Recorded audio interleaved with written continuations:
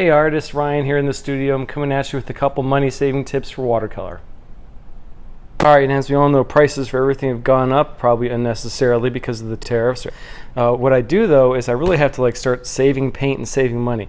What I do with my water bottles, when I'm done painting with something, what I do is let the water sit for a couple days and all the sediment goes to the bottom down here. Then what you can do is you can pour out most of the water, and what you have is you have all that paint sitting down here.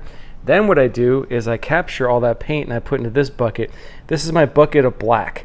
So what I do, this is probably about 2 or 3 tubes of paint that I literally just pour into here.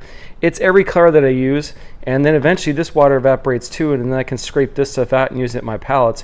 This is the most beautiful gray color that you can use, because literally it's like seriously every single color on my palette. It's probably 30 to 40 colors here. You mix that up, you don't have to worry about getting it. This just gives you the most neutral gray in the world. It's gorgeous. If you like this content, hit subscribe. I'll have more watercolor tutorials in the future. Thanks a lot and happy painting.